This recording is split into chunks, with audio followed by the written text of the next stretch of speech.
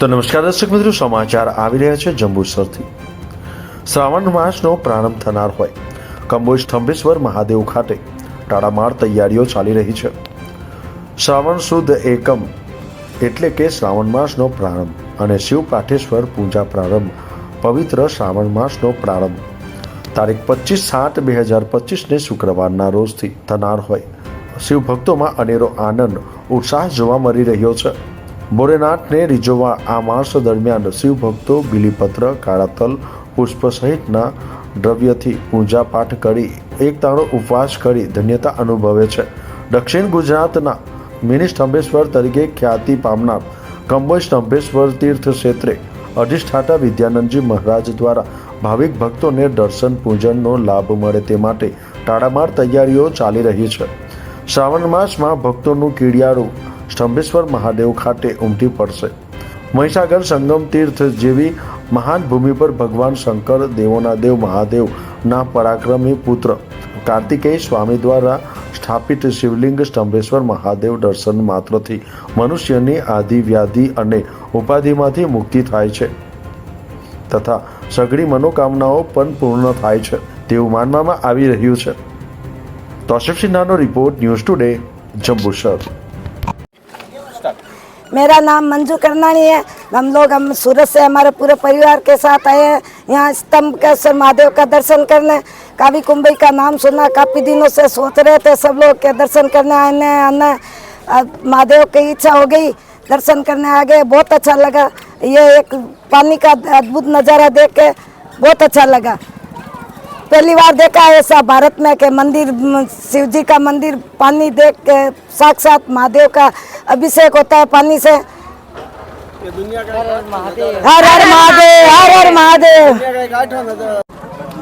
अनुराग चांडक मेरा नाम है।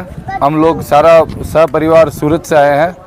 हमने जानकारी मिली कि यहाँ भोलेनाथ जी, शिव जी का स्तंभेश्वर के नाम से शिवलिंग स्थापित है। तो जैसे ही हमें पता चला, हमने ये सावन मास के महीने का लाभ लेते हुए हमारे मारवाड़ी समाज के हिसाब से अभी सावन मास चालू हो चुका है, उस हिसाब से अच्छा पावन महीना देखते हुए हम लोग यहाँ पे दर्शन करना आए। ये अद्भुत नहीं, वाकई में एक पूरे हिंदुस्तान में ऐसा एक अद्भुत स्थान है जहाँ भगवान श्री कार्तिक भगवान द्वारा ये शिवलिंग की स्थापना की गई है। हमें पता चला, उस हिसाब से हम दर्शन करने आए। और यही नहीं, यहाँ पर हर रोज़ समुद्र देवता द्वारा शिवलिंग का अभिषेक होता है। मतलब दर्शन का समय के हिसाब से बाकी समय पर ये शिवलिंग पूरा डूब जाता है समुद्र देवता की से पानी से। तो ये एक दृश्य, अद्भुत दृश्य है।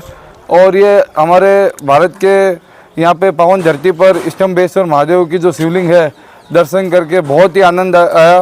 बहुत ही, मैं कहूँगा कि एक बार जीवन में यहाँ पे दर्शन करने ज़रूर आना चाहिए, बार बार नहीं तो एक बार तो ज़रूर आना चाहिए। बहुत अच्छा लगा। Thank you.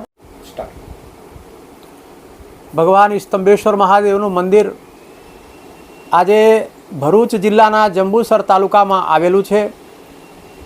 આ સ્થાનનો મહિમા સ્કંદ મહાપુરાણના કુમારિકા ખંડમાં ખૂબ વિસ્તારપૂર્વક આપણે બધા જોઈ શકીએ છીએ। જેટલા પણ ધાર્મિક ગ્રંથો છે, બધા જ ગ્રંથોમાં સ્તંભેશ્વર મહાદેવનો મહાત્મ્ય મળતો હોય છે। આપણે આજે લગભગ 35 વર્ષથી આ જગ્યાએ શ્રાવણ માસ ખૂબ ભક્તિભાવપૂર્વક અહીં ઉજવવામાં આવે છે।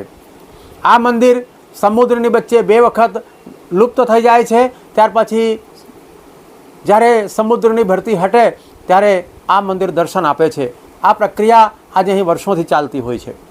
આ મંદિરમાં શ્રાવણ માસમાં 6 કલાક દિવસે અને 6 કલાક રાત્રે ભાવિક ભક્તો અહીં પૂજા કરતા હોય છે। અને આ મંદિરમાં લાખોની સંખ્યામાં શ્રાવણ મહિનામાં આજે દેશ વિદેશોથી આ જગ્યાએ દર્શન કરવા માટે લોકો આવતા હોય છે। એમની સુવિધા માટે ભગવાન સ્તંભેશ્વર મહાદેવમાં આસ્થા ધરાવતા જે અમારા ભાવિક ભક્તો છે એમના તરફથી આજે એ ભક્તોને કોઈ અસુવિધા ના થાય એના માટે અહીં સરસ અન્નક્ષેત્ર અહીં ચાલતું હોય છે।